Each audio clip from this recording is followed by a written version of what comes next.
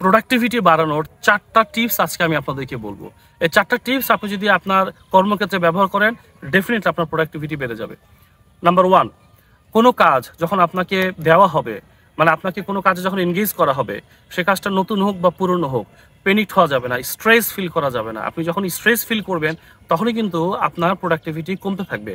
তার মানে যে কোনো কাজকে আপনি অ্যাপ্রিসিয়েট করে অ্যাকসেপ্ট করেন এবং কাজটা করার জন্য পজিটিভ মাইন্ডসেট আপনি রাখেন।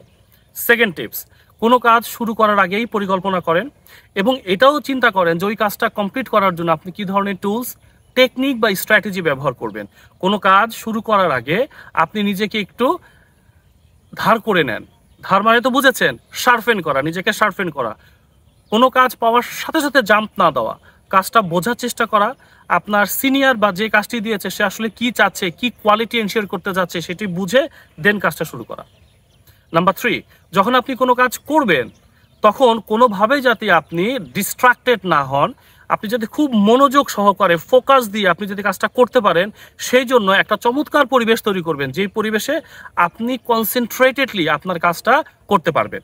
এবং এর জন্য প্রয়োজনে আপনার মোবাইলে যত রকম নোটিফিকেশন আছে বন্ধ করে দেন।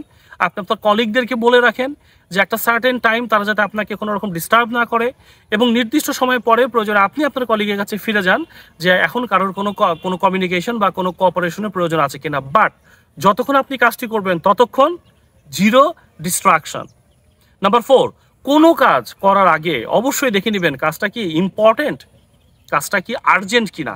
কাজটা যদি ইম্পর্টেন্ট এবং আর্জেন্ট হয় এবং এই কাজটা যদি আপনার জব ডেসক্রিপশন বা আপনার পারফরমেন্সকে অনেক বেশি ইম্প্যাক্টেড করে, কাজটা যদি ক্রিয়েটিভ হয়, তাহলে ডেফিনেটলি আপনার এরকম যেই কাজগুলো সিগনিফিকেন্ট এবং আর্জেন্ট সে কাজগুলো অবশ্যই করবেন।